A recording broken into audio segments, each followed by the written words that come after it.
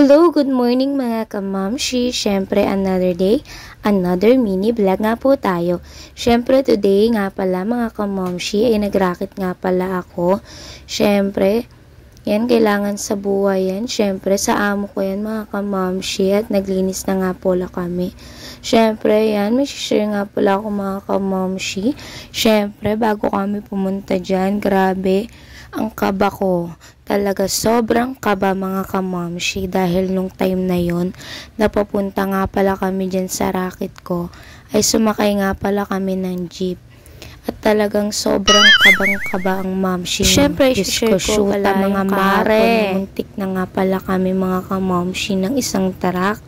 Grabe ang kaba ko nung time na yon dahil Diyos ko po naman ang anak ko naiwan ko tapos magkakaganon, pero thankful kay God kasi hindi niya kami pinabayaan kahit ano man ang nangyari kahapon is hindi niya kami inano doon na parang ibinangga sa amin yung truck. Talaga mga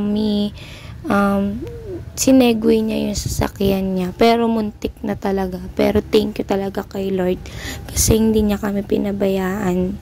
Syempre, naku naman mga kamamshi, sabay pa kami ni mother.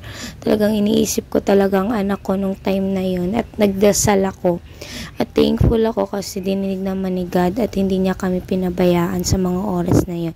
At syempre, ayan, nakarating na nga pala kami dyan nung time na yon at kabang-kaba ko dyan. Nung una, hindi ako makapaglinis kasi yung dibdib ko talaga is kabang-kaba talaga ako.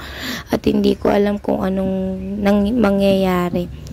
Pero talagang may Diyos talaga mga kamami. Siyempre talagang yung dibdib ko nung time na yun na parang Lord, sana po gabayan nyo kami nung time na yun. Talaga malapit na talaga mga kamamshi at hindi ko alam kung anong gagawin namin nung time na yun.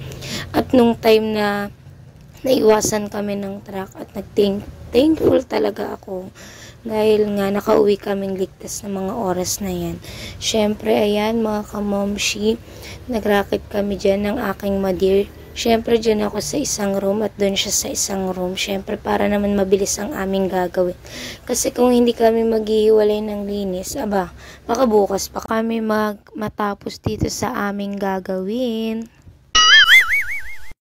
Siyempre, nagsipag-sipagan ng mamshi nyo dahil kailangan sa buhay yan. Pang makduto ng kambal. Kailangan ko talagang mag-racket today's video at yan. Nahirapan pa nga ako umakyat yun mga kamamshi. Diyos ko, grabe hindi ko kayang umakyat pero talagang pinush ko yan para malinis yung ibabaw. At syempre, sa mga gusto magpalinis nga pala mga kamamshi at may alam kayo na gusto magpalinis. Syempre, PM lang po kayo sa akin. Siyempre, friendly lang po ang budget natin. Pero hindi naman po sana yung kuripot. Hala, kuripot.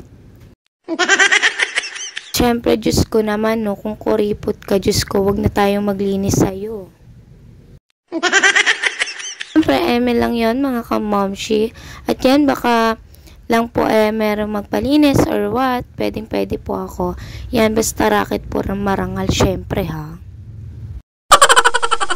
Pero syempre, kailangan natin matapos na yan at para makauwi rin tayo. Syempre, nung pauwi na nga rin po kami mga kamamshi, ay hindi na ako nakapag-video niyan dahil talagang nagpipray na naman ako pa uwi dahil syempre, nung nangyari nga nung umaga, ay natakot na nga pala ako. Pero mga kamamshi, nung time na yun talaga, nahirapan na talaga ako sumakay ng jeep kasi talagang natatakot na ako. Syempre, baka ano mang mangyari sa amin. Pero syempre, may Lord tayo dyan kaya hindi tayo pababayaan. Ayan, tapos na nga pala ang mamshi nyo dyan, syempre.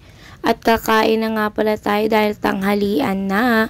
At wawalis-walisan ko lang yung gilid dyan at para pagbalik ko mamaya is anoon ko na nga pala ang sahig dyan. Siyempre, imamap natin yan para na mabango-bango itong loob na to. Diyos ko, para naman malinis. At yan, winalis-walisan ko lang dyan yan mga kamamshi. Pero actually, patapos na nga pala ako dyan, syempre. At fast forward mga kamamshi, nandito na nga pala kami dyan sa karinderya. At kakain na nga pala kami ni Madir dyan. Syempre, ayan, dyan lamang po.